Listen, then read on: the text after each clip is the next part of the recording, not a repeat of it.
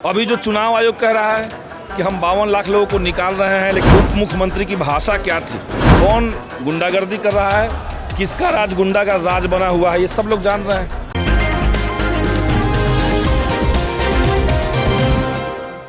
अलीगंज विधायक संदीप सौरभ है इस वक्त हमारे साथ, जुड़ेंगे, बात करेंगे। संदीप जी, फिर से आज चौथा दिन है और आज भी आप लोगों का प्रदर्शन देखने को मिल रहा है, क्योंकि हम लोग की मांग अभी तक सुनी नहीं गई है।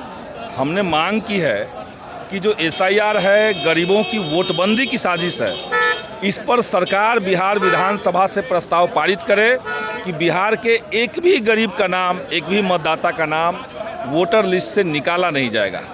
अभी जो चुनाव आयोग कह रहा है कि हम 52 लाख लोगों को निकाल रहे हैं, लेकिन उसमें इतने लोग मृत हैं, इतने लोग डबल 2 जगह पे हैं, इतने लोग जो है वो परमानेंटली बाहर हैं। तो जितने ये जो प्रक्रिया है मृत लोगों को निकालने का प्रक्रिया, ये तो आप सालों भर कर सकते हैं, सालों भर आप करते ही रहे हैं। तो ये बहाना है, असल टारगेट है कि गरीबों का वोट काट करके चुनाव की डकैती कर लेना, चुनाव की चोरी कर लेना। दंगा फसाद करने का सत्ता पक्ष आरोप लगा रहा है आप लोग। हम लोग क्या आरोप लगा रहा है? दंगा फसाद करने आप का, खुद नहीं, सदन के अंदर आपने कल सुना, कल उप मुख्यमंत्री की भाषा क्या थी, गाली गलौज की भाषा सदन में माइक से कोई बोलता है?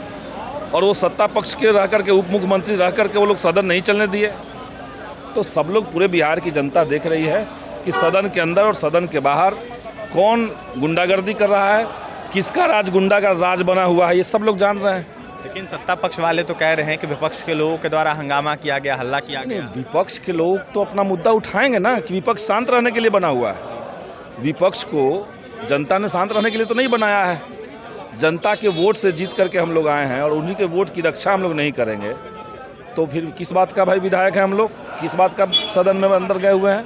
इसी जनता ने तो भेजा, इसी मतदाताओं के आधार पर तो चुनाव हुआ था। तो सारे चुनाव फर्जी हैं क्या? आरोप ये भी लगाए जा रहे संदीप सौरभ जी कि जनता के मुद्दों से, जनता के विकास के मुद्दों से आप लोगों को मतलब नहीं। जनता का ही ये मुद्दा है। किसी का मताधिकार खत्म कर देना, उसकी नागरिकता खत्म कर देना, उसको सारे अधिकारों से, सरकार की सारी योजनाओं से उसको वंचित कर देना, ये क्या जनता का सवाल नहीं है?